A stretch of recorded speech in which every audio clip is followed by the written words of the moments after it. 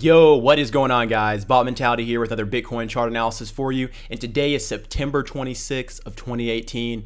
And let us go ahead and jump into it, guys. We've got a lot to cover here. So the very first thing I want to go into, let's go to this 15-minute chart here. And we're on Bitfinex. So the first thing I need to point out, actually, no, do the hourly, okay?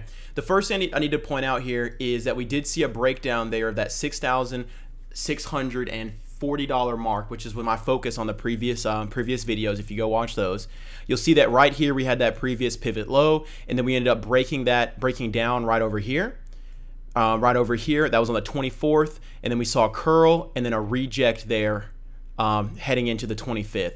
This was your sign to exit. Once you see that break of that previous pivot low, that's your sign to go ahead and get out of that trade. In this situation, you could have drawn it as an equilibrium, you could have drawn it as a wedge, but the main point is once we've started losing these higher lows, it's time to go ahead and exit. You could have even used this if you were trading a tighter pattern, you could have even used this break right here of this previous low as a signal to get out, whatever your choice is. However, but we saw declining volume leading up to this break. We broke down, a clear sign to get out there. If you look at the bottom of the chart, you'll see that declining volume there on the bottom. So we saw a reject and a very quick dump down here.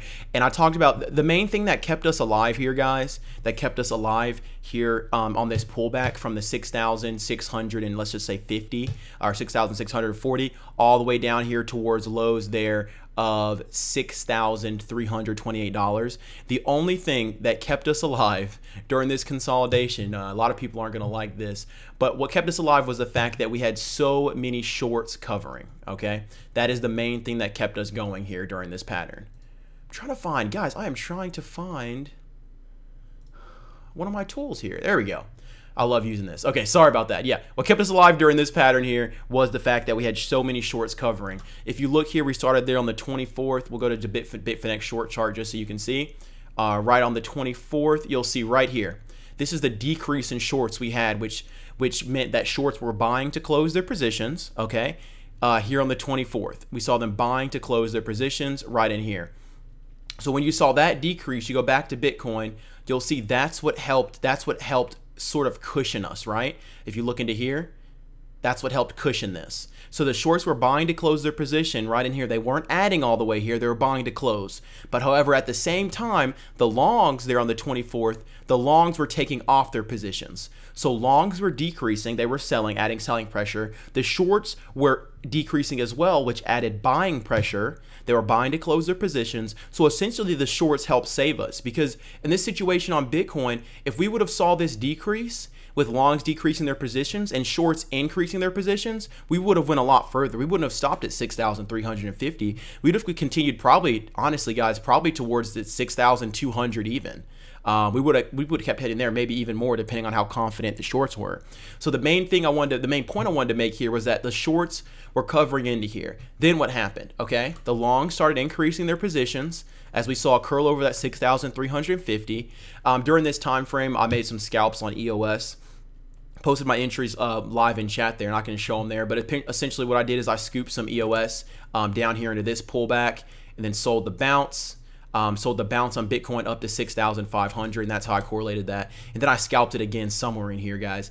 But the main thing to focus on is that as we saw this curl of price action and we saw the longs increase right here, a slight increase. It's a very slight increase from the longs. The shorts actually were covering. So the shorts covered into this, which caused this volume to come in here on that break of the 6,500.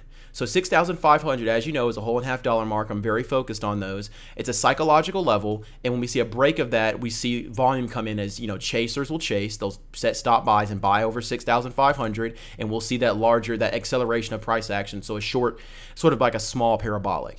We saw that through the 6,500. We've been chopping around there. If I break it down to the 15-minute, you'll see we weren't quite able to curl and find support on the 6,500. We always curled below it. If you look at these two points are pulled back below 6,500 and then popped back up and then came back down and saw a curl and then a fail.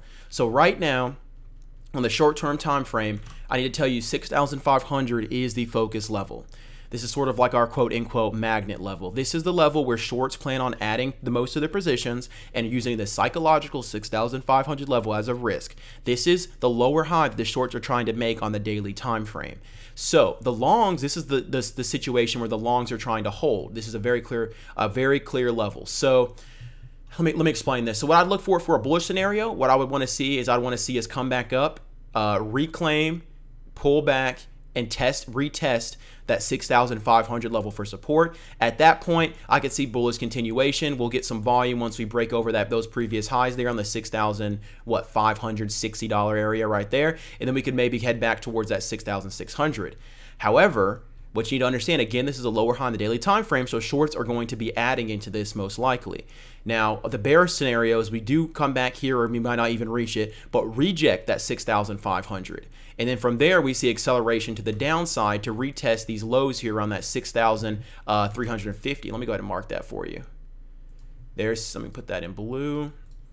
There on that blue line, the 6,350. So we could come back and test that. Now, if we do see lower highs here, what the bulls would want to look for is either a higher low above 6,350, where we curl above that and then head back up to that 6,500 resistance, or you'd want to look for a double bottom on that, okay? Which would be kind of, I wouldn't be too eager to buy that. However, if you're looking to get long here and you're bullish and you're looking for a bullish play, you need to be focused on that 6,350 because a break of that will not look good from the bulls. So essentially what that means is your buy area, it can be anywhere right here. Depending on your risk reward, depending on how you want to ladder your orders, this is what that would look like. I'm not buying here. I'm only interested in washouts. So once we see acceleration to the downside on Bitcoin, alternate coins will see an extension of that acceleration. It'll be more volatile. There'll be a larger move. I'm looking to buy the alternate coin, looking for a Bitcoin bounce. So again, like how I took my EOS trade over here, I'm looking for that bounce. I'm looking for acceleration to the downside and to buy the bounce. So let's see here. That's the main thing. That's the main thing here on the lower term time frames. Let me jump to the larger chart. Let's go to the 4 hour. So in the 4 hour chart, one thing I do want to point out is the main thing here is look at the 26, which is the orange, and the 12, which is the purple line there, the orange and purple lines. Notice how we saw a cross downward here is the 12 cross downwards over the 26, which of course we know is a bearish sign.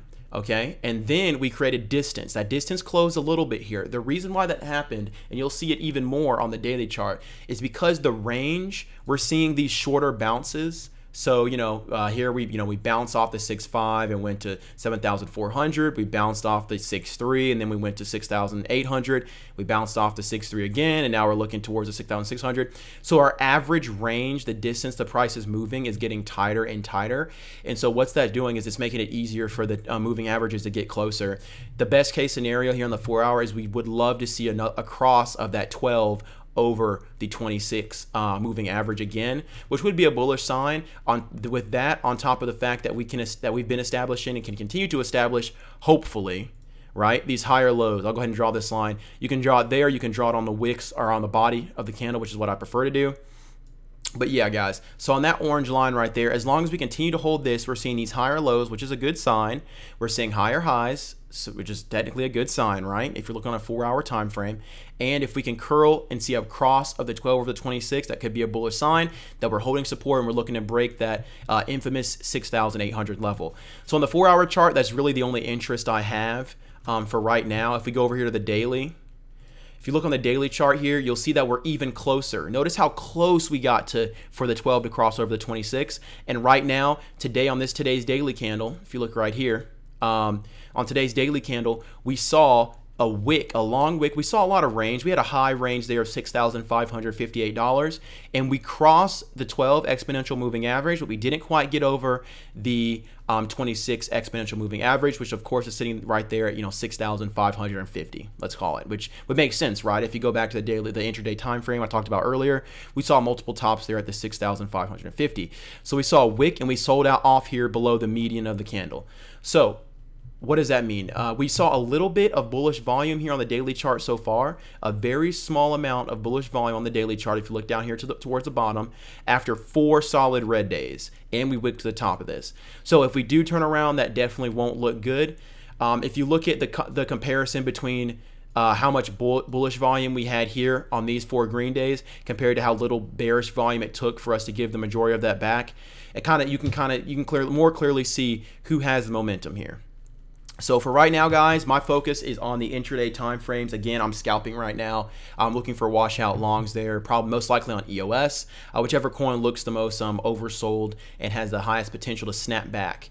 It changes frequently, but that's what I'm looking for right now. I'm not looking for any positions on Bitcoin, as the risk reward isn't as favorable as the volatility on, say, EOS. So that's my thoughts here on the Bitcoin daily. Let me jump over to the Bitfinex long chart. We'll talk about this a little bit.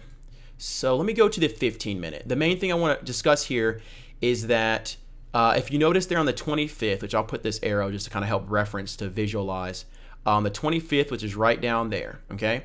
The difference between the current price in percent and the percent move between the open interest long. So this is how many long positions are currently open on Bitfinex, right?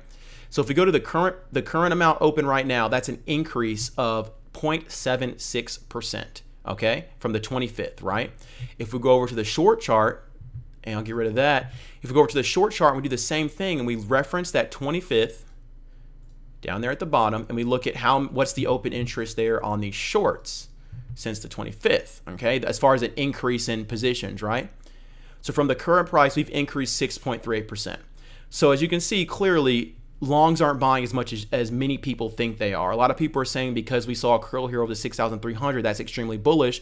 But if that were the case, why weren't we seeing more longs on average buying when we're instead of more shorts on average, right?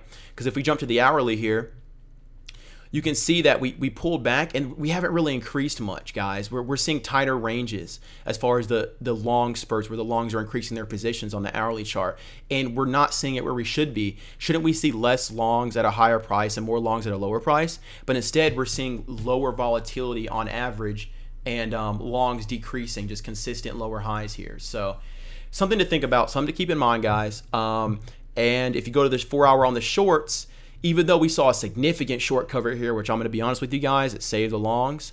If we go to the daily chart, we're still making higher lows on average, right? So just something to keep in mind, something to think about. So what does this mean as far as trading moving up? If you notice here on the short term on the 15-minute, shorts have been increasing on average. That's because shorts were adding to their positions as Bitcoin moved from 6,500 to 6,450 roughly. They were adding to their positions because they're more confident because of that 6,500 level I talked about. If you go to the longs have been selling. They gave up the 6,550 and they're still selling here below 6,500. So the shorts are increasing their confidence. What we don't want to see is that reject and we head lower. If we do, I'm completely flat. So I'll be looking for that washout long. I talked about scalping EOS, which I'm doing pretty good on that so far. And that's pretty much it, guys, for this daily recap. I'll definitely get back with a video tomorrow. But for cryptocurrency and Bitcoin, it hasn't been as exciting. We've seen more momentum in Bitcoin Cash with the whole Bitmain IPO. We've seen momentum in EOS, a nice pop on that today. And a few other coins as well. I believe Ripple moved as well, but that's where the opportunity's been. It's been on scalping the alternate coins while trading trading based off the Bitcoin chart, not necessarily just trading Bitcoin, right? But the Bitcoin is always the best reference, the #1 indicator to correlate with altcoins. So that's it, guys. I am gonna go ahead and get out of here. And yeah, if you're interested in my daily newsletter, there's information of that on my Patreon. If you need an example, let me know. I can definitely get that over to you. Essentially, what I do is just daily chart, Bitcoin, different altcoins, and the SPY. I trade options on that. I also have a mentorship program if you need a little bit more one-on-one time, just kind of sit and talk, discuss the markets, and really kind of jumpstart your trading career. And with that, of course, you'd have my personal phone number. So if you got to give me a call and talk about a position or anything like that, or just discuss anything related to trading, the psychology, the emotional aspect, managing a position, I will be available to you with that. And I do have a private Discord where if you'd like to, you can just sit in there and we can chat all day, guys, talking about the stock market, talking about the options market, talking about cryptocurrency, whatever it is. And I post all my entries and exits live in that chat room for you to learn off of. So that is all I got, guys. Continue to stay focused on controlling your emotions, developing that bot mentality by learning to trade like a machine, guys. I'm out of here. Deuces.